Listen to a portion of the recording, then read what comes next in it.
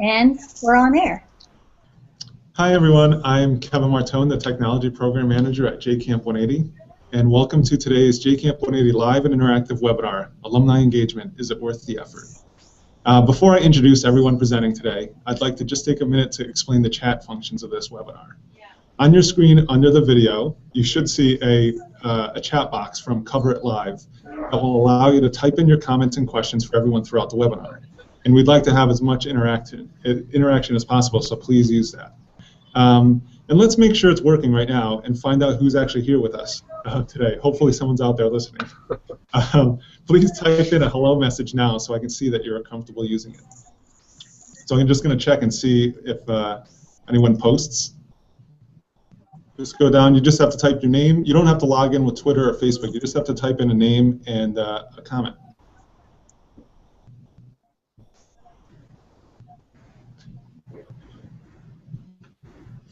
All right, well, I'll keep an eye on this, so hopefully somebody's out there. In the meantime, please definitely post your comments and questions in that chat box, because I'll be monitoring it, and I'll make sure to ask our presenters your questions throughout today. So now I would like to introduce mentors Dan Kirsch and Julia Reisman, who will speak for just a few minutes to introduce this topic. Dan? Thanks, Kevin. But the truth is, this webinar was really Julia's big idea. So, Julia, let's start off by telling us, what do you mean when you say alumni engagement? How do you define it for purposes of our discussion today?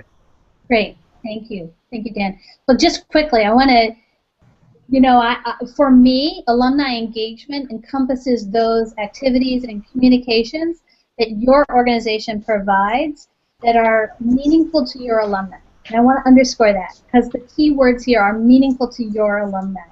That means you're placing those activities and communications with the interest of your alumni first and the needs of your organization second. So when they're done right, alumni engagement connects in with what matters most to your alumni, and they're different for people at different ages and stages of their life.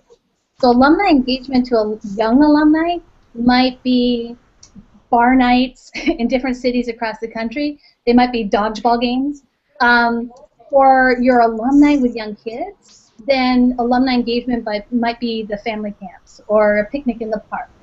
And a young alumni engagement for your retirees could be potentially volunteer opportunities or poker nights or things that allow them to get together with folks of their own age and stage of life.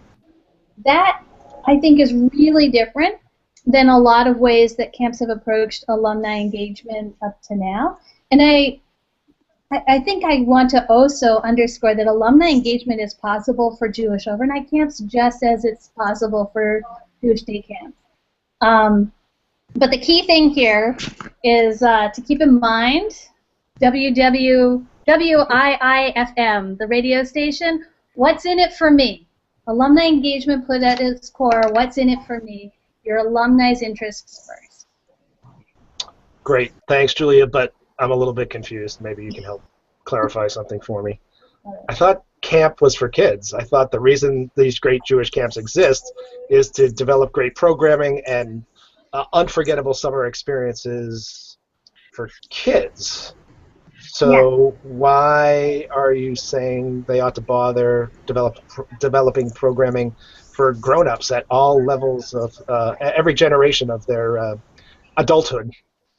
Yes, and I would say you and everybody else in the community are going to see your organization as primarily providing Jewish camp experience, right? But there's an interesting thing that has happened over the years from successful Jewish camp programming is that you have successfully created friendships that are lasting a lifetime. And those folks have in their DNA now, from their experience of camp, this connection to what happened to them at camp that is meaningful and important to them. And if camp chooses to stay in touch with their alumni, you can keep that meaningful connection to that happened to them in their young childhood or young adulthood and keep it relevant throughout their life. And when your organization is relevant to people at every age and stage of their life, they're referring you campers, they're speaking highly of you in the community, they're maintaining friendships that they've, that they cared about before. So I would argue that, in fact, while the world might know you as a Jewish overnight camp, you are in fact in the business of building lifelong friendships. That is your business. So it is appropriate for you to do adult programming if you are cognizant of the return on investment for doing that work. Campers pay fees, and that's your return on investment for putting on a summer camp. Alumni engagement also has a return on investment.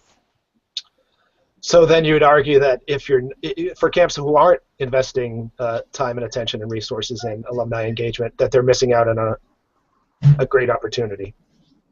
Yes, and that opportunity is for fundraising, right? Alumni engagement. F word. I didn't say, no, it's true. Alumni engagement is intended for fundraising. It's not primarily focused at fundraising. Remember that you're not putting your needs first. You're putting your alumni's interests first. Yep. What's in it for me? But it has the opportunity for you to do incredible fundraising. Right. So think about it this way. Over the past 10 years, since the Harold Grinspoon has started the JCamp 180 program, camps have self-reported that they have raised over $200 million. A lot of that money has come from very grateful alumni who recognize that the importance of who they are is because of what happened at camp, and now they're willing to give back. And I'll give you one example. A really small camp has somebody in his 70s who's worked tirelessly to raise millions of dollars for this camp because he got a full scholarship. And he knows that he's successful today because of what generosity he got when he was a little kid. So if you choose to stay in touch with every generation of campers who ever went to your camp, a subset of those people will remember to give back and be generous should you stay in touch with them, and should you keep their addresses, and should you stay relevant to them as adults. That makes sense to me. Can you add to that? I get that. And just to add a little bit of a finer point on it, because I am a fundraising guy, if you successfully engage alumni first, it can't. Am I hearing you right that it's not if your first attempts at engagement are not exclusively and overtly about fundraising, you give them the opportunity to experience camp as adults. They have the opportunity to have meaningful experiences as adults with camp, and that's going to make them more likely to want to support camp financially. Not everyone necessarily, but a lot of folks will be moved to respond to being asked.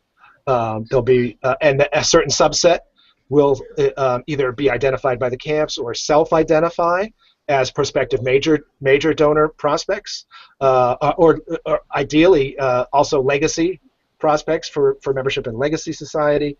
But before they get to that point, if they haven't been engaged with camp in any meaningful way, even if they fall among those people who've received scholarships and have reason to be grateful and reason to want to give back, it's the camp's duty, responsibility, to find ways that engage them in a meaningful way before they can bring them into this pipeline, this ongoing generational pipeline of donors.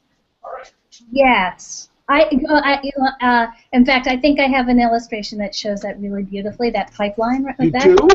I do. Look at this. Okay, I want to make sure that you can read this all. But look at the bottom here. There's a whole community of people you need to inform about what you're doing today for being relevant, for staying involved. So if somebody hasn't been back to camp, comes for a family camp, they are becoming informed about, what you have to offer. Then you can build their interest, excitement and interest in what you're doing, and how cool is it that camp is still cool the way it was when you were a kid. And then potentially involved as volunteers, would you please host the next event? Would you consider hosting something at your house or the next picnic in the park? And then a subgroup of the people who are informed and involved and engaged. Here's alumni engagement up here. Here's investment. Here's your major donor fundraising here. But there's a whole ladder that moves up the chain there. And can I point out that interest and involvement is not necessarily all fundraising related, right? So they may agree to be an ambassador for recruitment purposes, or join a volunteer committee that has something to do with the facilities of camp, if that's their expertise. There's a variety of ways for them to become involved and engaged, which may have which creates the byproduct of investment. Exactly. So if you think about it, right, if you're asking people to do a host of a recruitment party in their house because they're in a city somewhere, you have to first answer the question, what's in it for me, right?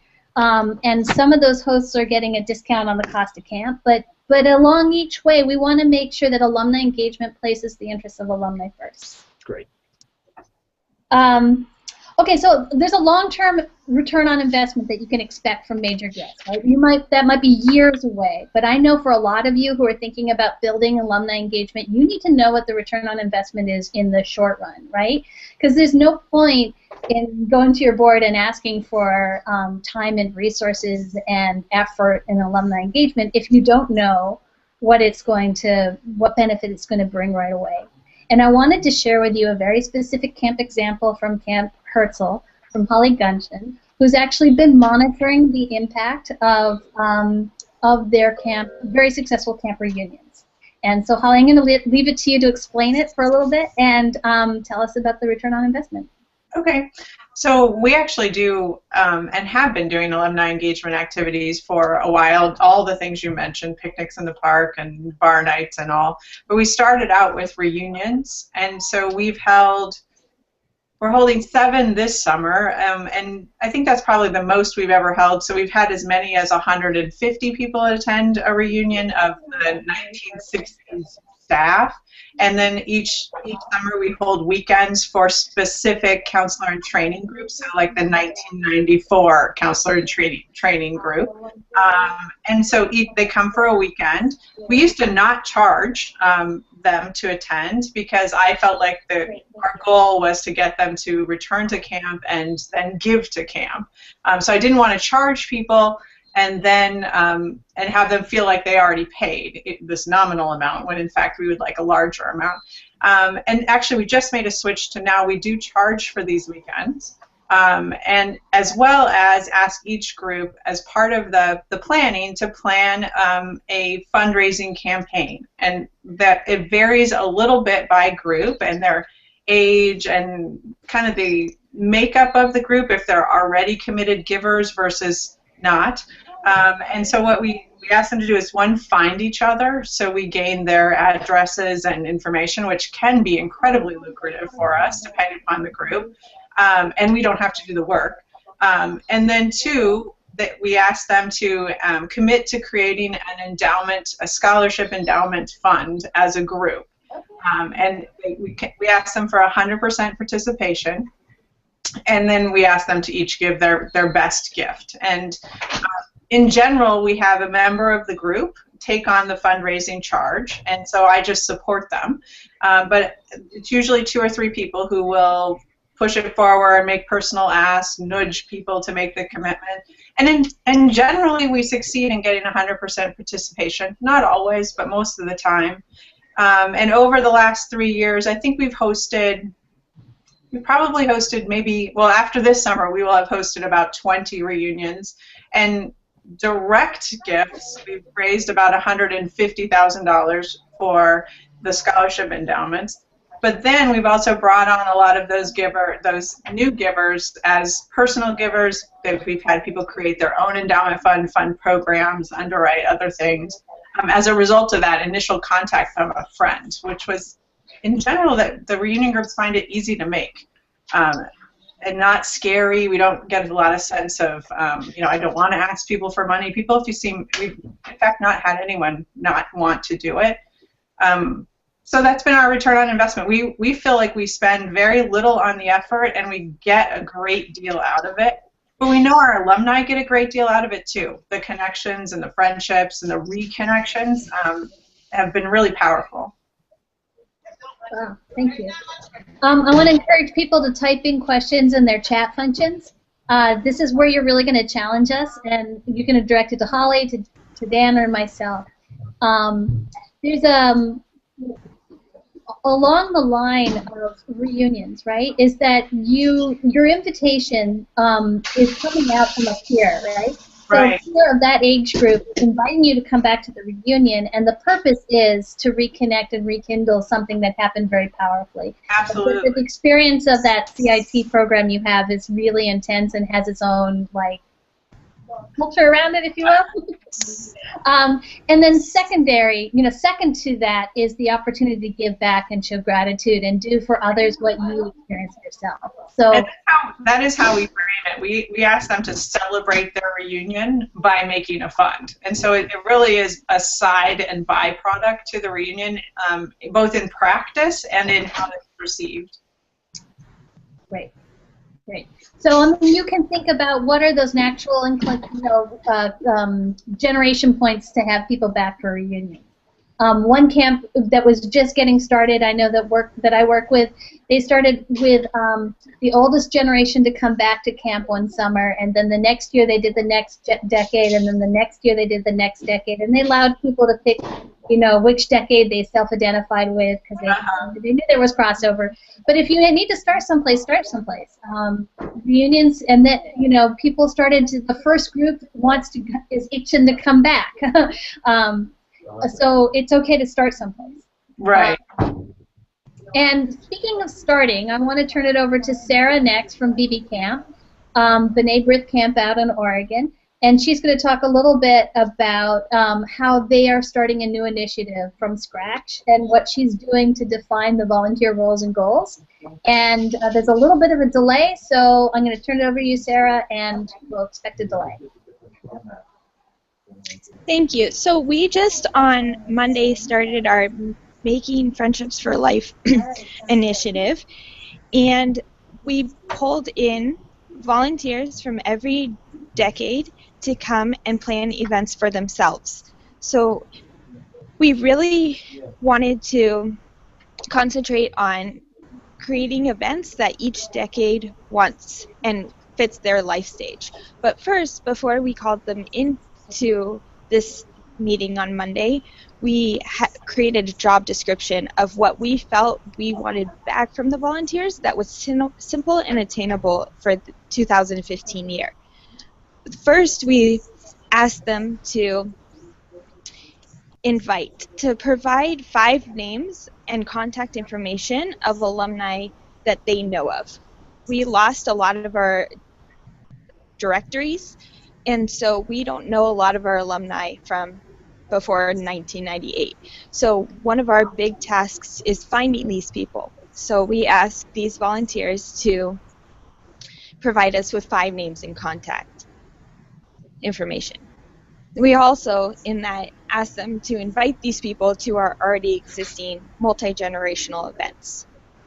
Secondly, we asked them to attend 2 committee meetings a year, one in February and one in September, where all the leaders of the generations get together and share what they've done in the year, but also recreate the motivation and enthusiasm that we had on Monday night, so that people stay interested and want to keep planning events for their generation.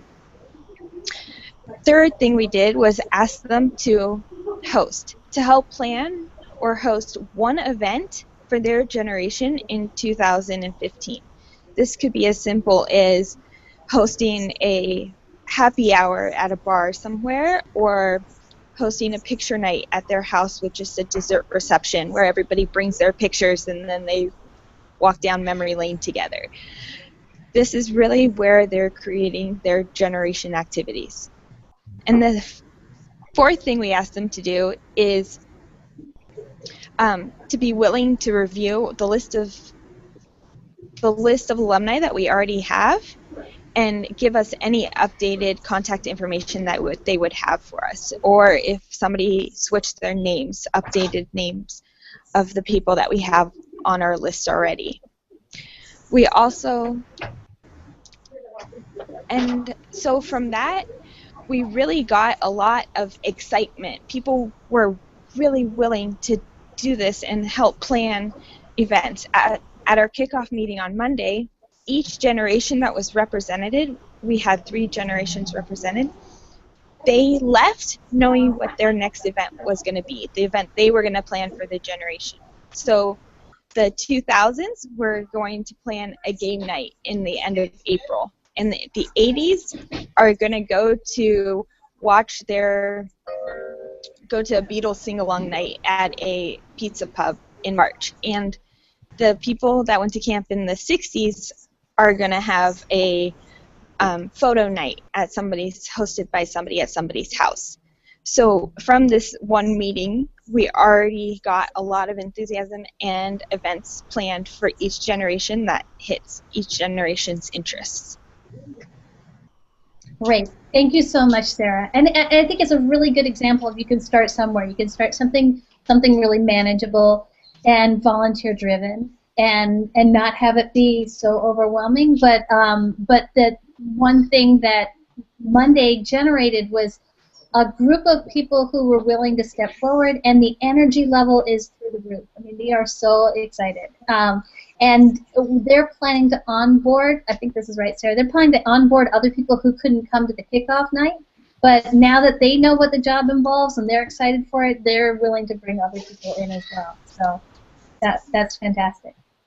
So Dan, I want to sort of go back to you, because I think you and I have talked about the role of legacy programs, camps that have legacy programs, and the need for alumni engagement. Do you want to speak on that for just a minute or two? Well, yeah, I mean, I think it's similar to what we said earlier about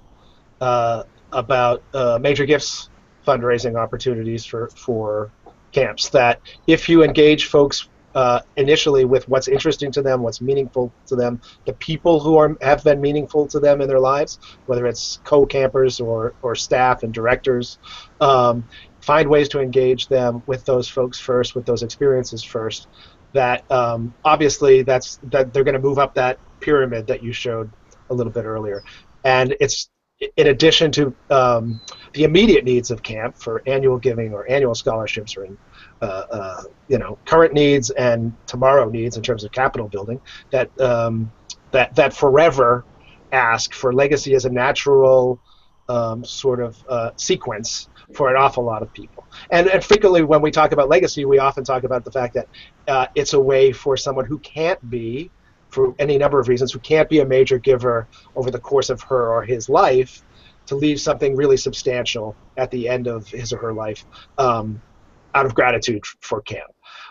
But they have to be engaged. It doesn't happen by magic. It doesn't happen eventually without asking, but the precursor to the asking has to be that meaningful engagement, a reason to give, not just because we believe they had a great time at camp, because they love camp, because, as you say, camp is part of their DNA, but we have to make the case for every gift along the way, and not assume that it doesn't have to have a precursor, a foundation of involvement, information, involvement, investment, whatever that thing was that you right. I'll hand it up again. Exactly. You know, the alumni engagement can also blur stewardship and recruiting, onboarding new donors, right? So, cultivation, right? So cultivating new gifts through alumni engagement, but also stewarding people who've already given generously. Many camps that I work with have over 100 members in their legacy program, 100 people that they have made a promise to stay involved with in the rest of their living lives. So my thinking is, if you have 100 people you promise to stay in touch with throughout their entire life, why not extend that to a whole lot of other people at the same time? You have to have the capacity to steward your alumni, steward your legacy society members, extend that to your alumni community. Right. There's an awful lot of crossover there where you're already doing it, but if you broaden the potential audience for it, you're going to create much more long-term engagement and much more long-term giving. There's no question about it. Julia, we have a bunch of questions. Oh my gosh. So should we move to those? Did you forget? I forgot. So a bunch of them are directed at Holly with specific questions about the reunion program. So I'm going to run through these quickly for Holly. Okay. And then we have a question, Julia, I'm going to give you a heads up. We have a question about how this can work for day camp, Julia. So you ponder that while I ask these questions of Folly, or more specifically, Allie asks a question about if you ask for a specific amount, i.e. at least X number of dollars, or do you ask people to make a personally meaningful gift? Yeah, we actually, it's so funny, I just hung up with one of our reunion planners for this summer, and he was going to what I think a lot of people do, that they want to make, you know, a recommended gift of $100, $400, whatever, so that it's even. And so we have that conversation pretty much every time, and I always convince them that it's never even, and all we're really trying to do is get for 100% participation, as little as $18, but really we go after the larger givers first. In fact, we've now, I think, have somewhat of a science. We know who the larger potential givers are, so we go to them first, we ask them for their gift, and then we turn around to the group and say, you know, we have commitments of $7,000 from 3 people. And then we let everybody else do that math of, oh, I have to give over $1,000, okay. And those who can do, because people do naturally do the math. And those who can't, then we circle back and take their gifts. One group kind of identified the idea of $1 a day versus $2 a day or $3 a day. That was fine. It worked out well. People like that sort of tangible number. I think the thing that we've done, and it's been really useful with younger groups, is try to get them to commit to monthly giving. So even if you're giving $5,000, I want you to do it at a monthly credit card charge. If you're giving $100, I want you to do that at a monthly credit card charge too, because I think the habit of giving and seeing Herzl Camp on your credit card every month will pay off for us over time.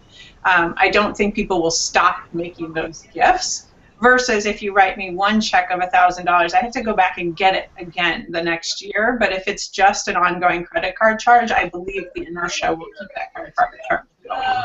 As long as you continue to give them reasons to keep making it. Yes. Okay, another question from Ari at Ramal in the Rockies is how much you charge for the reunion weekend, and what's your capacity for hosting? We charge for a reunion during camp, so a reunion weekend while camp is functioning. We charge about I think we charge $118 for the weekend. So it's a little nominal. It probably pays for their food. And then we've held reunion weekends after camp, which are fully devoted to our alumni, and we usually charge around $150, $175 for that. Our capacity during camp is if you put 2 adults in a room, which we usually do, we can hold about 25 to 30 in pleasant environments. And our capacity outside of the camp weekend, I mean, we've maxed out at 150, 175 alumni for a weekend event outside of camp. Steve wants to know if Herzl publicizes the results of each reunion's success in fundraising. Yeah, probably. He's clearly not one of our alumni, because they would probably say ad nauseum. So we talk about it a lot. But that's, I mean, one of the things we did was really talk about reunions a lot, the results, the stories, the powerful, reconnections, the reunion attendees whose grandkids who weren't really living a Jewish life are now attending our camp. So every possible angle of story. And we did that because in many ways we're kind of, well, maybe we're lazy, but I think we're kind of lazy on purpose, in that we've found that we need those alumni to drive these events themselves. If we say, it's your 25th reunion, come to camp, we fail every single time. We need someone who says in that group, we need to go to camp, will you let us? And so we've done that by kind of sharing those stories, and it's worked beautifully. I mean, we're fully booked for this year. In some ways, I think maybe we should get more strategic about it, but it really makes it a low-cost endeavor for us. An anonymous asker wants to know, Holly, if the reunions are a distraction while camp is in progress.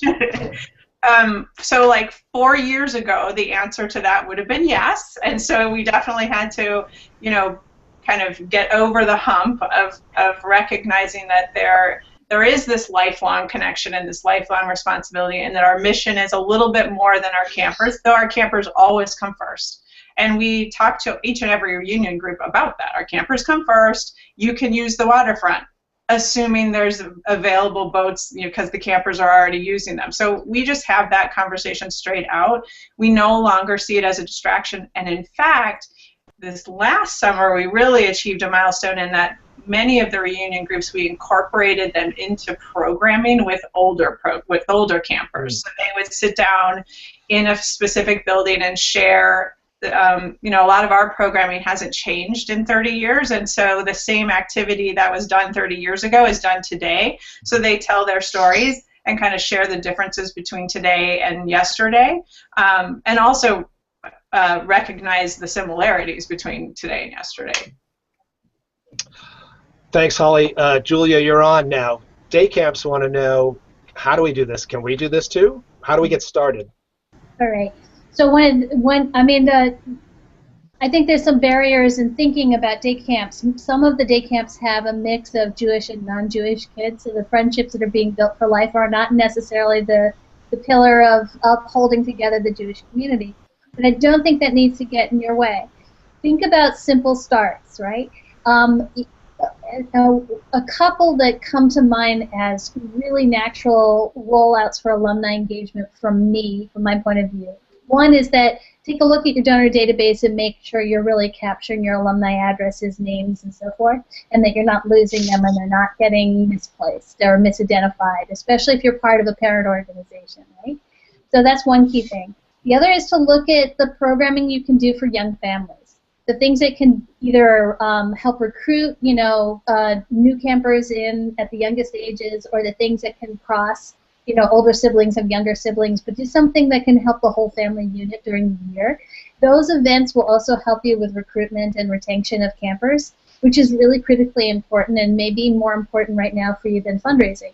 But if you do year-round programming and stay relevant and you're meeting the needs of young families, what's in it for me, then you'll be able to achieve that win-win of alumni engagement. The other natural and easy one for me, I think, is your young staff.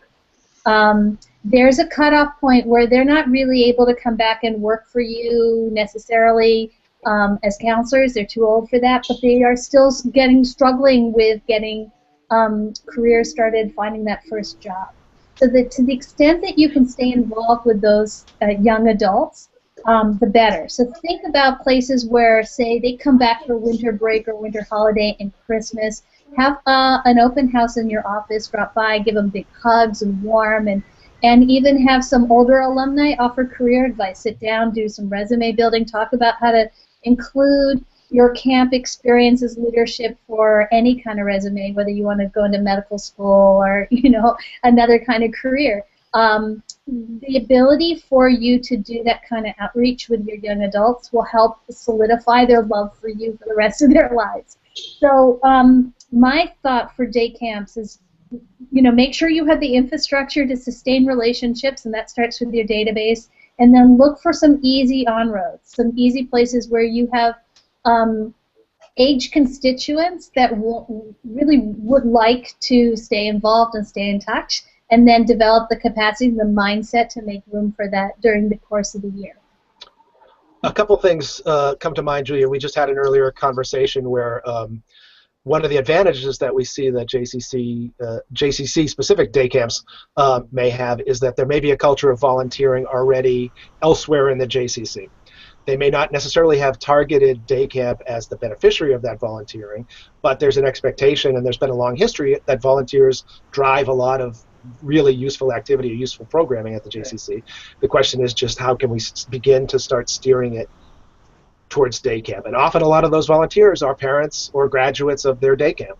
And the other thing I would just encourage day camps generally is to not necessarily see themselves as so different, see their alumni so different, or different at all from overnight camps. People still want the same things, as you say, through their generation. As they age, they have the same personal interests, the same self-interests, the same desires, and that day camp programming can start out just as overnight camps did over the last few years. Simple, but speaking to what their alumni might be interested in. Use your volunteers to drive it. Just start with something. Try something. It doesn't have to be high cost. It doesn't have to be a high investment of resources among staff. But see what works. See and engage folks who attend to get the response. What could have been better? Will you host something next? And then begin to grow those concentric circles. We have. Did you want to add something, Julia? I didn't mean to cut you off. I don't know. I mean, like, take the thinking that Holly had around reunions and then fundraising, right? So let's say you get a volunteers together for day camp to build benches, you know, like a work party, and then get them to fund, the next project that needs building out at camp, right? So they get informed that there's a need, they get invested, they get involved by volunteering, and then they want to contribute, and the connect between giving back to your day camp becomes really obvious because it's something that's up close and personal to them, right? So what's in it for me first, and then I get it, and I see it, and I love it, and I want to give back. That kind of thinking can work for day camps too. Great. Before we go on with the other general questions, I wanted to first thank everyone who's posting questions. We're getting a lot of good questions and comments. But a couple of quick follow-up questions that Holly came up. One was about the large asks that you make. You mentioned that you ask people. Linda wanted to know who makes those asks. And the other question is from Ellen, about distractions at camp. In particular, have you had any issues with parents of current campers who are alumni who want to come back? Is there a special distraction there? And there's special So the first question, who makes the ask? Almost exclusively with these reunion groups, we have the peers ask the peers, which we try to do in all our fundraising. But whether it's a large ask or a small ask, it's still an ask. And so I do very little directly. A lot of times we'll have the peer ask the peer to make a gift, and then if they have any indication that the peer doesn't want to tell the other person, they say, here's call Holly and she'll work it out with you. Or they'll tell me, you need to call so and so, they want to talk to you directly about the gift. So I do a lot of that, like the second half of the ask versus the first introduction of it. The parent, yeah, we definitely always have problems with parents when they come to camp, and we have pre-conversations before they get to camp, and we have conversations when they're at camp about how to engage with their children, or really how not to engage with their children while they're at camp. Most of the time it's very effective. We will occasionally have someone not attend their reunion group because they don't want to be there while their kid's there. And mostly or frequently, we'll have a plan in place for people to an agreement that you're coming for this weekend. 2 days before the weekend, we're going to check in with your kid. If it feels like they're going to be homesick or it's going to be a problem, we're going to come to you, and you're going to need to make a choice as a parent whether you attend your reunion or whether you don't, based on your camper's experience. Generally, we don't actually have to do that, but it is reassuring to everyone, and we have on occasion, and there have been a few people who have stayed home out of concern for a kid who's particularly homesick. Thanks, Holly. Kevin, I'm going to throw a question back to you. There are a few more heavily general fundraising questions and stewardship questions, not specific necessarily to alumni engagement at the moment, but Kevin, a guest, an anonymous guest, is asking, and I guess not just you, but also the folks on the Hangout here, who has a quote-unquote super active alumni Facebook page? I saw that question, and I was thinking about it. I can't think of a specific camp right off the bat that's really done great, but I definitely recommend checking out other camps and just seeing, making a list of them and just seeing what they're posting to see what resonates. But in the end, it really goes back to what Julia's been saying. What's in it for them? Thinking about what they want. I know, Throwback Thursday, old photos always work well. Especially if you're consistent about posting them. Posting opportunities for them to get back involved, whether it's a fun event, even if it's not camp related, but something that's in their general geographic area, where they can get, it'd be fun, something they'd want.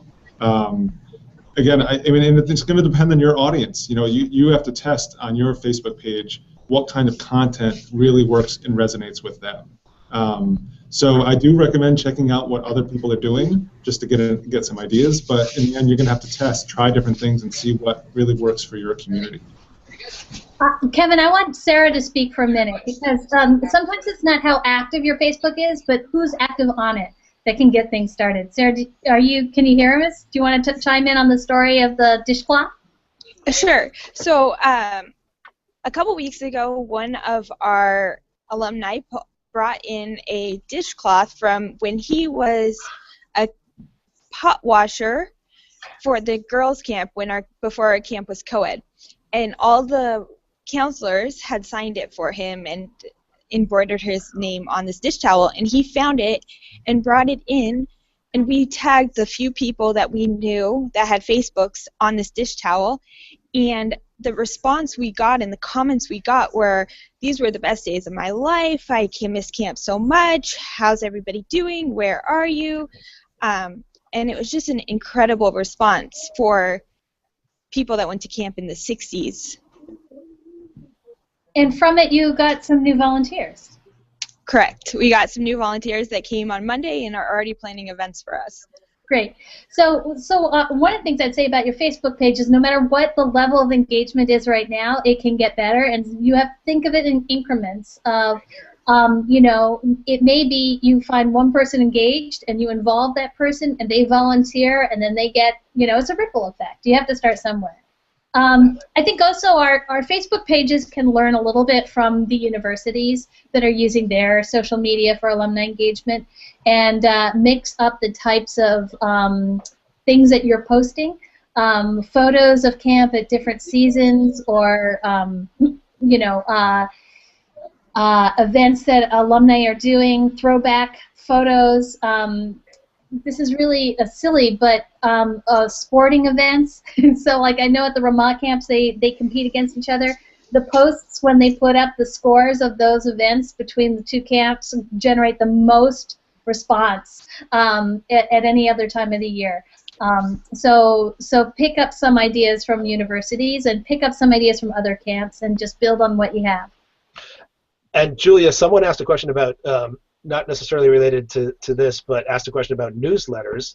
And my reaction to that is the same as what Kevin has taught us all about social media. What you've been saying today is that the content, when it's relevant, when it's not, yes, exactly right, WII-FM, my favorite radio station, it's about what matters to the reader. It's not bragging how terrific we are. It's telling them how great they are and how they can be heroes at camp by giving. And giving some examples of donors who've done that.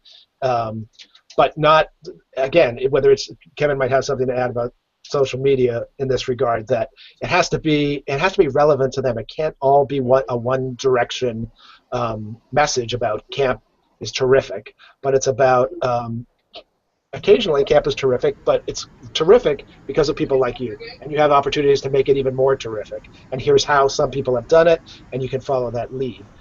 So in the newsletter realm, that's what's relevant. That's what stands out. We also have great resources about from national experts, one of whom has spoken at our conference in the past about what demonstrably improved fundraising by totally switching the point of view of a newsletter from making it about us to making it about them.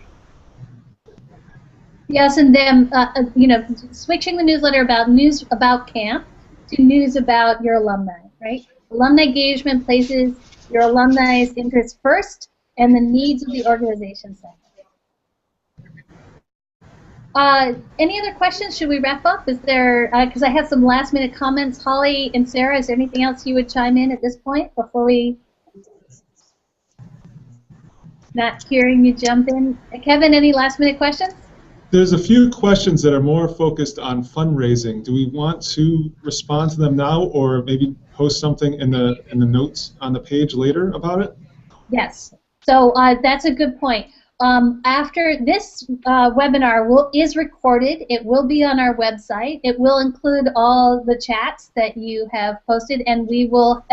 Sarah has posted a resource, which is the job description she's using with her alumni, with her leadership team. And I would be happy to answer those questions as well on that site. So you can, if you are interested in bringing this conversation to your board or to other staff or other key volunteers, know that it is there for you and you can reference it. So I'm going to leave you with these 3 thoughts. One is, first engage your board or camp committee in a discussion of what it would mean for your camp to define itself as a friendship-building organization and not just a summer camp for children. And what that would mean for you as a board or camp committee in the way you think about priorities and programming and purpose. All right, so that's my first thought I'd like to leave you with. The second one is, I want you to take a few minutes today to think about the life cycle of a future 2nd or 3rd generation camper. I want you to think about that child, cradle to grave. Maybe not today, but today plus in the future. What are all the touch points along their life that your organization is going to have with them? The baby bib when they're born, the child, the gift of a book, a picnic in the park for toddler families, the family camp retreat that they have, the camp experience, the staff experience. Then what happens after that? I want you actually to think about that entire life cycle. Dream for just a moment. And think about what you already have in place and what you might be able to build. And my third and last point is to create a proposal for investing in alumni engagement. I want you to think about what you expect, what an expected return on investment, and make the case for why you think it is actually worth the effort to do this important work. And let us know if you need any help creating that. Here at JCamp 180, we've got mentors, we've got guidance and help and support, and an abundant website, and we look forward to staying in touch. And thank you so much for joining us. Bye. Bye. All right, thanks everyone. Thanks, everybody. Bye.